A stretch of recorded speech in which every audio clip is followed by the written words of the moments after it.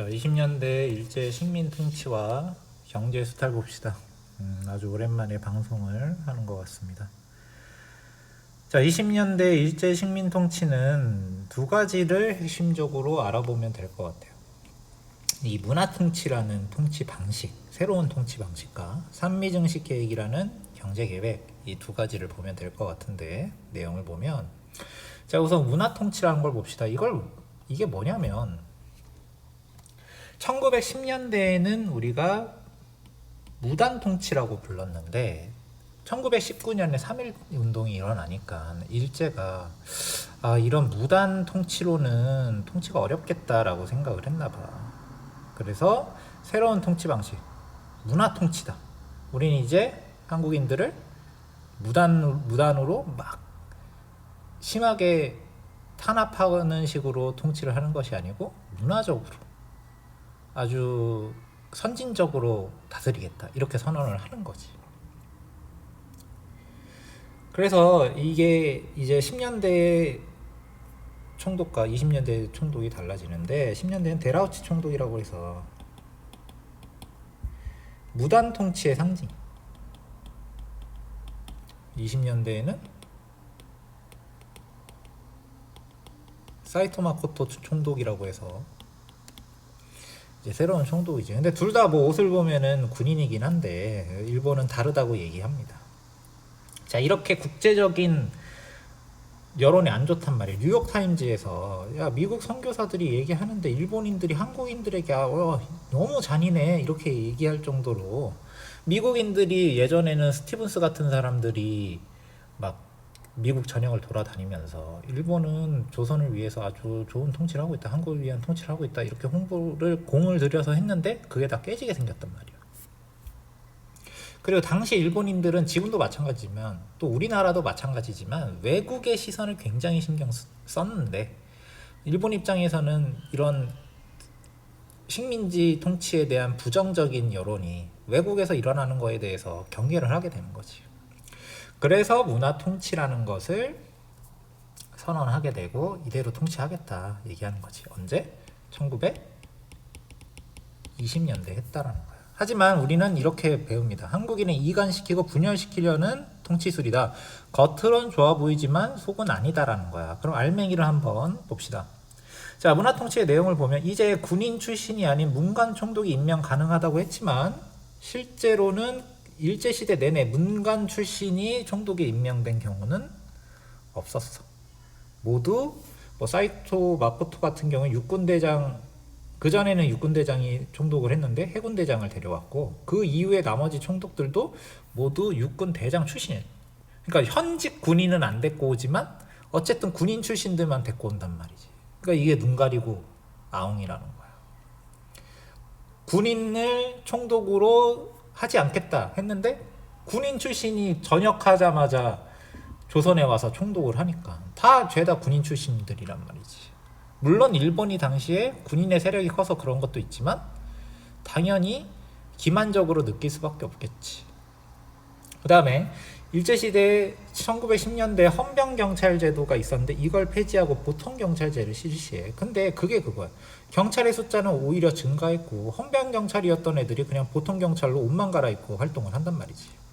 그리고 법이 완화가 됐느냐? 또 그런 건 아니야. 치안유지법이라는 게 적용돼서 사회주의 운동을 탄압을 하고 한국인에 대한 탄압과 감시는 더욱 강화가 되었다. 그러니까 헌병경찰이라서 한국인들을 무섭게 탄압했다?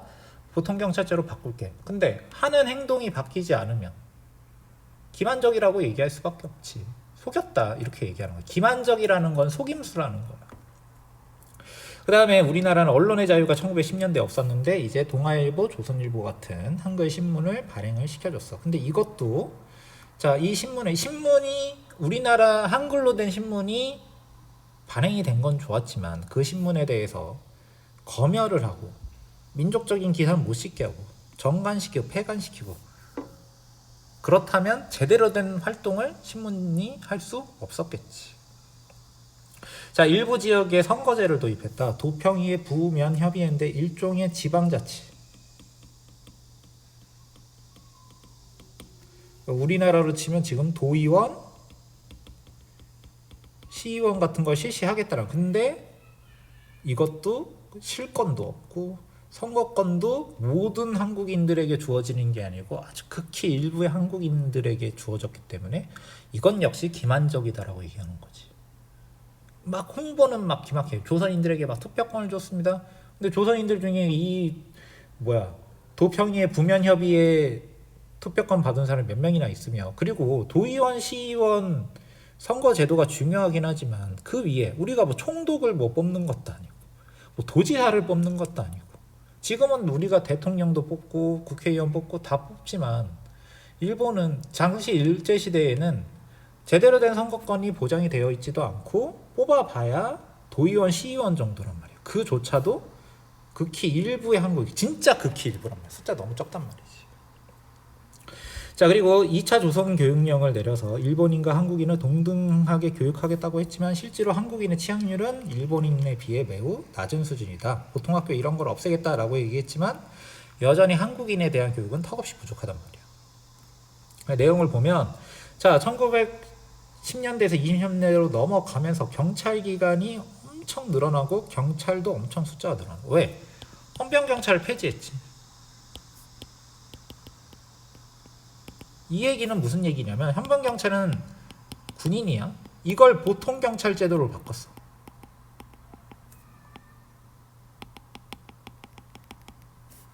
한마디로 경찰이지.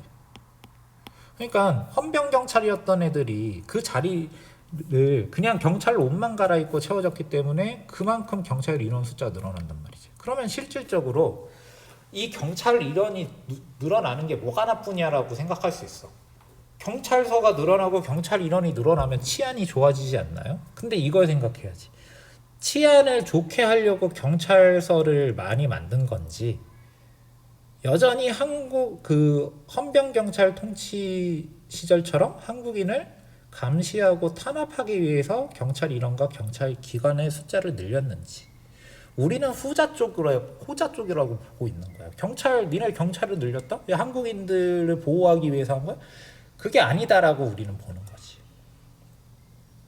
자, 그리고 이거는 사전 검열로 인해서 기사가 삭제된대. 이거 인쇄가 잘못된 거 아니야? 여기는 멀쩡하게 인쇄가 됐어. 그럼 이게 왜 지워졌겠어? 검열로 지워지게 된 거야. 그러니까 일제가 자기네 마음에 안 드는 게, 그게 꼭 독립운동이 아니라 할지라도 식민지 총독부가 뭔가 무능하게 보이게 하는 비판적인 기사가 있더라도 역시 이런 것들은 검열시켜버렸단 말이지. 자, 그리고 이것도 봐봐. 동등교육을 한다 그랬어. 근데 진짜 동등한지 보자고. 1925년 기준으로 초등학교에 일본인은 인구 1만 명당 학생 수가 1200명인데 우리나라 사람은 208명. 그러면 일본인과 우리나라로 따졌을 때 초등학교에 들어갈 수 있는 사람의 비중이 우리나라 사람은 일본인의 6분의 1밖에 안 된다는 거야. 중등학교는 더 심각해. 107분의 5야. 20분의 1도 안 된다는 거지. 중등학교, 여학교에 들어가는 사람은 일본인은 10,000명당 129명은 여학교에 들어가는데 우리나라 사람은, 그러니까 이 격차를 봐야 돼. 다른 건 필요 없어. 숫자가 1만 명당 몇 명. 그 1만 명이 다 학교 가야 되는 사람은 아니지만 일본인들은 학교에 들어갈 수 있는 사람의 숫자가 많은 반면에 우리나라 사람들은 학교에 잘 못 들어간단 말이야. 초등학교가 제일 차이가 안 나는데 6배나 차이가 나. 중등학교 20배 차이가 나. 여학교는 120배가 차이가 나고, 실업학교, 사범학교, 전문학교, 대학은 뭐 0명이야. 10,000명당 학생 수가 안 된단 말이야. 일본인도 대학은 많이 못 가지만 격차가 있다는 얘기지. 자, 이것도 봐봐. 보통 학교가 지금으로 치면 초등학교 같은 거. 그럼 교육 격차가 줄어드냐? 그게 아니라는 거지. 봐. 조선인들은 1911년에 일제시대가 시작이 되고 45년에 끝나는데, 이 45년 동안 초등학교에 들어갈 수 있는 인원이, 자, 45년 끊고 44년까지 보자. 45년에 일제시대는 끝나니까. 자, 40%에 불과하단 말이야. 절반 이상을 넘긴 적이 없어. 우리나라 사람이 당시 초등학교 취학률이니까 초등학교에 8살부터 뭐 13살까지 학교를 다닌단 말이에요. 이 사이에 들어가는 사람 중에, 이 나이에 들어간 사람 중에 초등학교 들어간 비율이 얼마나 되느냐. 일제시대 내내 50%를 못 넘기지. 근데 일본인 조선 내에 있는 일본인 취학인 90% 넘어간다. 나중에는 세는 게 무의미해. 100% 넘기니까. 일본은 1890년대에 이미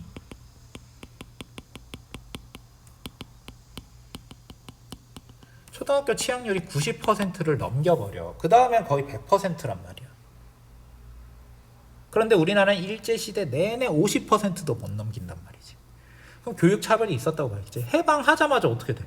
64%, 74% 쭉쭉 올라간단 말이야. 그럼 우리나라 사람들이 일제시대에 공부를 안 하려고 했냐? 그것도 아닌 것 같아. 일제시대 끝나자마자 이렇게 획 올라가는 걸로 보면.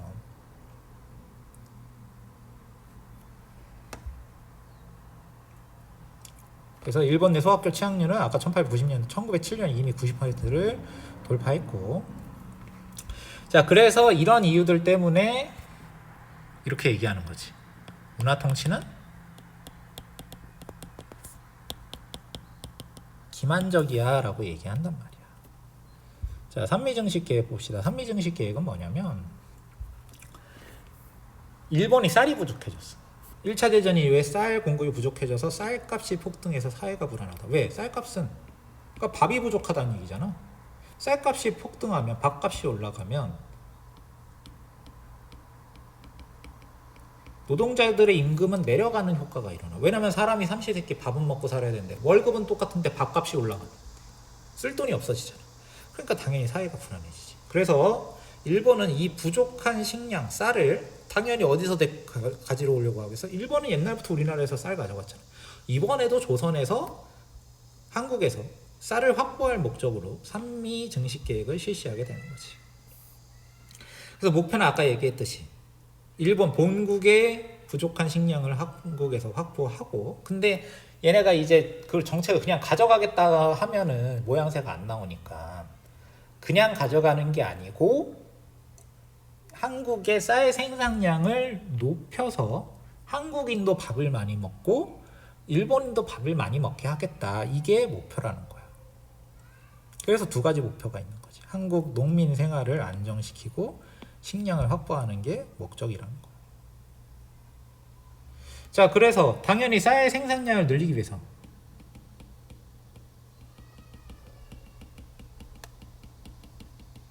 쌀 생산량을 증가시키기 위해서 농지도 확장시키고 수리시설도 개선하고 종자개량도 추진했겠지.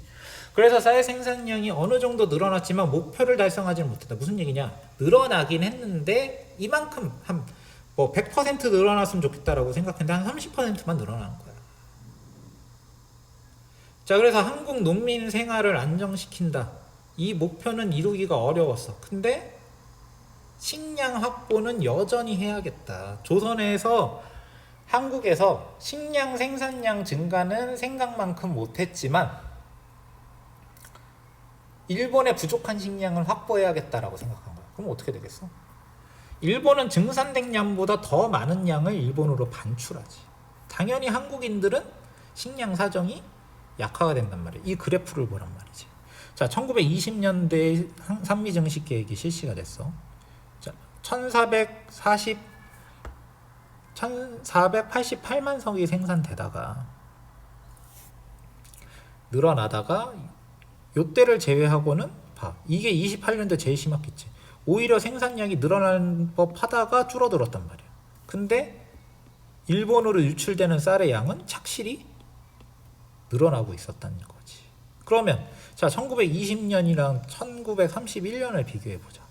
1920년에 조선에서 1488만 석이 생산이 됐는데 일본으로 반출된 게 209만 석이야. 그러면 1279만 석이 조선에 남아서 조선인들이 소비를 했겠지. 그런데 1931년은 뭐죠? 쌀 생산량이 1587만 석이니까 생산량은 늘어났네? 근데 가져가는 게 903만 석이야. 그러면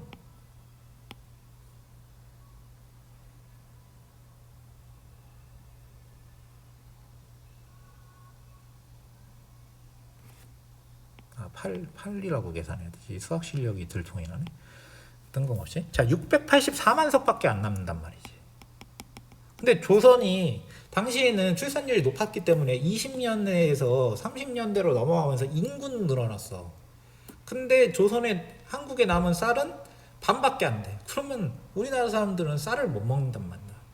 못 먹는단 말이야. 굶어 죽을 수는 없으니까 한국인들은 오히려 만주에서 수입한 조나 수숙 같은 잡곡으로 생계를 유지해. 쌀을 못 먹고 잡곡, 조나 수수를 먹었으면 된 거 아니야. 니네 이제부터 밥상에 쌀밥 다 치워버리고 조나 수수로 밥해서 먹는다고 생각해. 그거 먹기 싫어. 그 잡곡도 쌀이랑 섞여야 별미지. 쌀은 없고 조랑 수수만 먹는다고 하면 이게 괜히 잡곡이겠어? 거기다가 농민들은 일제가 쌀 생산량을 늘리기 위해서 종자 개량도 했고 수리시설 개선도 했던 그 비용을 다 농민들에게 떠안아 버렸단 말이에요. 당연히 생활이 어려워진단 말이에요. 그러면 산미증식 계획으로 일본은 일본 본국으로 쌀을 많이 가져갔는데 거기에 대한 대책으로 조선의 쌀 생산량을 늘려주겠다, 이 목표는 못 이룬 거지. 근데 쌀 생산량은 많이 안 늘어났어. 가져가는 건 늘어났어. 그럼 어떻게 되겠어? 당연히 이 같은 결과가 일어날 수밖에 없는 거지. 식량 사정이 악화돼서 죽어라 종자 개량하고 수리시설 해가지고 죽어라 농사 지어놨는데 남는 게 없어진단 말이지. 이렇게 된단 말이야. 일제가 많은 양의 식량을 반출하면서 한국인의 식량 사정은 나빠졌다. 그래서 1인당 쌀 소비량이 확 줄어버린단 말이지. 그지? 그러니까 끽해봐야 제일 좋은 데이터를 갖고 와도 1921년이랑 비교해서 거의 차이가 없단 말이야. 쌀 생산량은 획 늘어났는데. 그러니까 이것은 이 산미증식 계획은 식민지의 현실로 생각을 해봤을 때 식민지보다 본국의 사정이 우선이 되기 때문에 이런 정책이 취해지는 거지. 혹자는 한국인 지주가 일본으로 자발적으로 팔았으니까 괜찮은 거 아니에요? 이게 경제 논리 아닌가요? 근데 생각을 해봐. 우리나라가 주권이 있었다면 이렇게 농민들의 쌀 생산량이 줄어들도록 가만 냅뒀겠어? 당연히 일본으로 쌀을 수출하는 걸 막았겠지. 비교를 해보면 현재 코로나19가 일어났을 때, 코로나19 이 사태가 벌어졌을 때 우리나라 마스크가 품귀 현상이 일어났단 말이야. 근데 우리나라 마스크 업자들은 외국에다가 팔았어. 그 우리나라 사람들도 쓸 마스크가 없는데 외국에 마스크가 막 팔려나간 거야. 우리나라가 어떻게 했어? 이 수출을 막았지. 이게 경제 논리로만 볼 수가 없단 말이야. 우리나라는 주권을 가지고 있는 사람들이 다 국가이기 때문에 우리나라 사람들이 쓸 마스크가 부족하니까 마스크 업자들이 외국에 물건을 못 팔도록 막을 수 있었어. 근데 20년대 우리나라는 우리나라 사람들이 먹을 주식으로 삼는 쌀의 양이 점점 줄어들어서 외국으로 팔려갖고 쌀 소비량이 10년째 줄어들면도 불구하고 이걸 못 막아낼 수가 없어. 왜? 주권이 없으니까. 그래서 이 산미증식 계획이 심각한 문제라고 얘기하는 거야. 근본적으로 우리나라가 식민지가 돼서 주권이 없기 때문에 식량 사정이 악화가 돼도 대책을 못 세우는 거지. 지주야 자기가 돈을 버니까 외국에 쌀을 팔았겠지, 시장 논리로. 하지만 주권을 가진 국가가 없기 때문에 우리나라의 쌀이 나가서 심각한 문제가 발생해도 손 놓고 있단 말이야. 일본은 그걸 당연히 조장하겠지. 자기네 나라의 쌀이 늘어나야 되니까. 마스크로 생각을 해봐요. 우리나라 코로나 퍼져갖고 마스크가 없어? 외국에 무한정 팔려. 그럼 당연히 문제가 생기겠지. 근데 우리나라는 주권을 가지고 있기 때문에 그걸 금지시켰지. 그래서 마스크 문제가 어느 정도 해결이 됐잖아. 근데 만약에 우리나라가 어떤 나라의 식민지였다. 예를 뭐 중국의 식민지, 혹은 뭐 일본의 식민지, 혹은 뭐 미국의 식민지. 그랬다면 계속 마스크 문제는 지금도 문제가 됐을 수도 있단 말이지. 이런 문제. 그러니까 식민지가 됐다라는 건 이런 문제란 말이야. 자, 그래서 산미증식 계획의 결과는 뭐냐? 결론은 뭐 농민들의 생활이, 우리나라 사람들의 생활이 힘들어졌다는 거지. 일부 자소장농은 소장농으로 전락했다. 자소장농은 자기 땅도 있고 남의 땅 빌려서 농사를 짓는 땅도 있고 두 개를 번갈아 하는 건데 자기 땅을 다 상실해서 소장농으로 전락하게 되는 거야. 그러니까 우리 집 나는 이제 뭐 전세로 살고 있었는데 월세로 가게 되는 거지. 경작한 땅을 잃은 농민 노속출이 되고, 그러니까 결과적으로 농민들의 생활이 악화됐다 이렇게 얘기할 수 있어. 산미정식 계획으로. 왜 그랬는지는 앞에 설명이 되어 있지. 이게 문제라고 했잖아. 그치? 이런 문제로 인해서 농민들의 생활이 어려워졌다는 거야. 자, 그 다음에 또 20년대에는 또 어떤 문제가 있었냐. 일본의 자본이 침투됐다. 왜? 자, 1910년대는 회사령이라는 게 있어서 우리나라에서 회사를 못 만들어. 근데 이게 우리나라 사람만 회사를 못 만드는 게 아니고 일본인도 회사를 못 만든단 말이야. 근데 1920년대에 무단 통치가 끝나고 나니까 회사령도 폐지가 됐네. 와, 우리나라 사람들이 자유롭게 회사를 만들 수 있으니까 경제가 좋아지겠죠? 근데 일본 자본도 우리나라에 마음대로 들어올 수 있게 됐단 말이야. 그래서 일본 기업은 한국의 값싼 노동력을 이용해서 월급 조금 줬겠지 반밖에 안 줬어. 일본인에 비해서 큰 이익을 얻었고, 1923년에는 한국과 일본 사이에 관세도 없어. 식민지지만 관세가 있는 경우가 있단 말이야. 그것도 폐지를 시켜버리고, 1928년에 신은행령이 제정돼서 일본인들이 은행을 막 또 엄청나게 많이, 민간은행들이 많이 들어와서 이제 우리나라 은행도 일본이 장악하게 되는 거지. 그러니까 이거 어떻게 되어 있냐면 이런 결과가 있다고 해.